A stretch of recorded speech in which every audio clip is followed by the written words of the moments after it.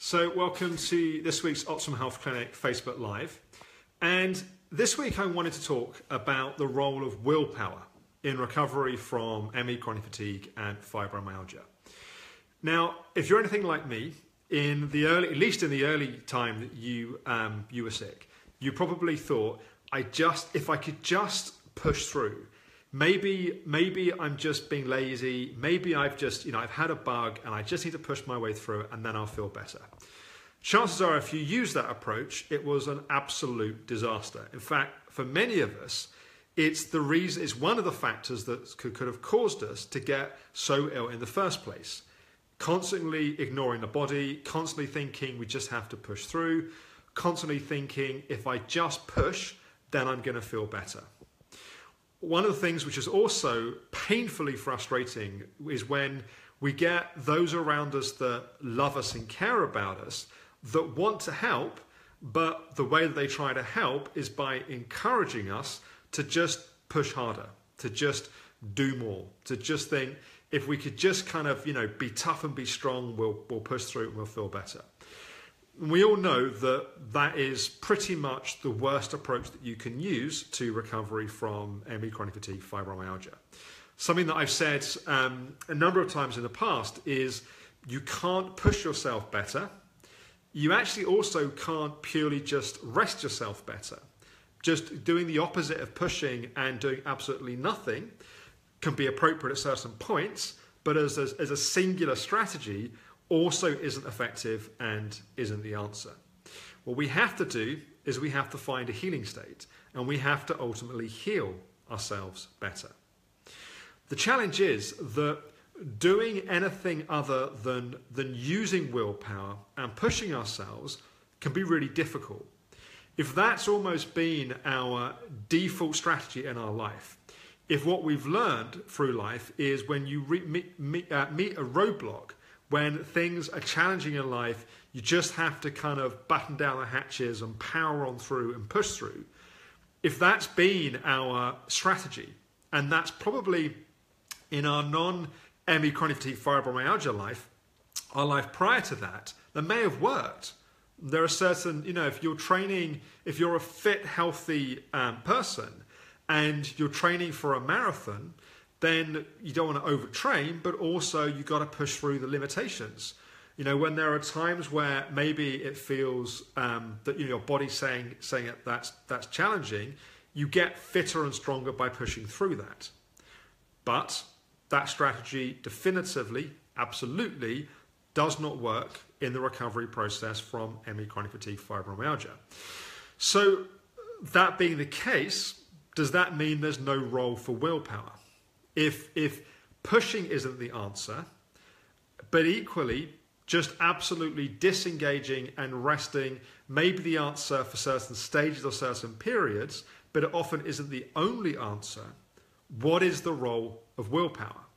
What is the place for using mental strength and determination to support the recovery and healing process? Well, the thing is, it's often counterintuitive. Sometimes the thing which can be most difficult to do, maybe, for example, something like you're doing an activity and you're loving doing it and it's like you've not been able to do activity for a whole chunk of time and it feels such a relief to be doing it, but you're also going beyond your kind of pacing program. And you may not want to hear it in the moment, but you know deep down that actually what you need is to end that activity and to go and take some rest period. And that is like against every instinct that you have. It's against every personality tendency, every kind of sense of wanting to kind of push on and do things you want to do in life. It's then that you get to use your willpower. Sometimes willpower, often on the recovery path, willpower is doing less. Willpower is having the discipline to stop doing something that you love to do, you want to do, you deserve to do, you've rested and waited weeks or months to be able to do, and every kind of measure of deserving and right to do it says you should be allowed to do it. And yet, you know that actually what you need to do is to stop and to rest. Or indeed, you've got something's been in your diary for weeks that you've been resting up for, looking forward to, and it comes down to it, and perhaps you go down with an additional kind of sick on sick, so you get a cold or a flu. And the old you would have pushed through. And actually, you could push through. It's not that if someone put a gun to your head, it's not that you couldn't do it, but you know that if you do it, you're going to spend weeks recovering, and it's going to throw you off the whole rhythm of what you've been doing. Again, it takes willpower. It takes mental strength in that situation to say no. It takes mental strength to let down the people that you love, the people that have been looking forward to seeing you, to know that you need to do what you need to do to support the recovery path. And so, although the things that we're having to do may not be the things that society values as taking willpower and the things that historically we would have valued as taking willpower, actually those day-to-day battles and victories on the recovery path take far more willpower than someone who's basically fit running a marathon, or somebody who has normal health working an all-nighter because they have to finish a project or whatever. It may not be that society values it. It may not be that our own kind of measure of kind of self-worth even values it. But I think something has to change there. We have to recognize that the living with ME chronic fatigue, fibromyalgia day to day takes an enormous amount of mental strength. And actually, if we can recognize when we're doing things that have taken great willpower, even if it's something as simple as stopping and taking a rest, or cutting something out of your diet that it's like, you've got to the point you've already restricted things so far, and you're cutting another thing out. And to someone else might say, well, what are you complaining about? But actually, it takes great willpower. And so, in a sense, what I want to do is to invite and encourage you guys to start patting yourselves on the back, to start noticing when you do these lots of small things, which are not small things, day to day, that take enormous amounts of willpower, and to recognize them for what they are. Because when we do that, it also supports our own sense of our capacity. It builds our sense of self-worth and self-esteem. Tracking back to the video last week and when I was talking about in terms of self-love, that when we can recognize how much strength, how much capacity it takes day to day to do these things, it's like in doing that, in acknowledging that, we can build the self-worth that we deserve in the process of doing that. And I think also just a video on this subject wouldn't be complete without just a comment about stages of recovery. That of course different things become important at different stages of the recovery process. And so, for example, at stage 1, what takes great willpower is having the discipline to do the resting that we need. At stage 2, what takes the willpower is often managing being in a healing state and using all the tools that support that.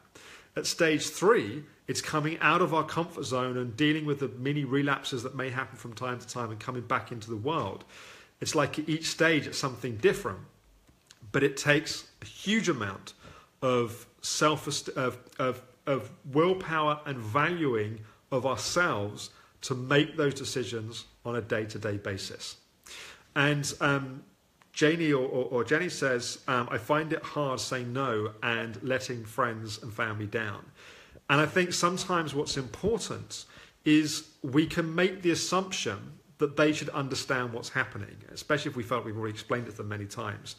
But I don't think I can underestimate the importance of just remembering that it's difficult for someone that's not living the experience to understand the experience, and taking the time to explain to them that how much you want to do this thing and how much willpower it's taking for you to say no and to not do that thing, and remind them that you want their support in that.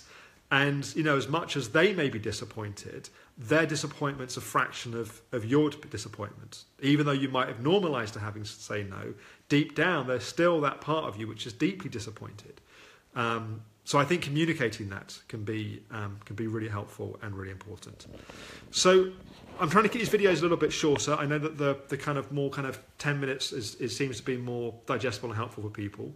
But what might be interesting would be in the comments underneath the video, you might want to share some of the things that for you have taken willpower, and maybe also using it as a way of celebrating some of the ways that you may not have given yourself credit for, but actually it's taken great mental strength and capacity and willpower to make those moment-to-moment, day-to-day decisions.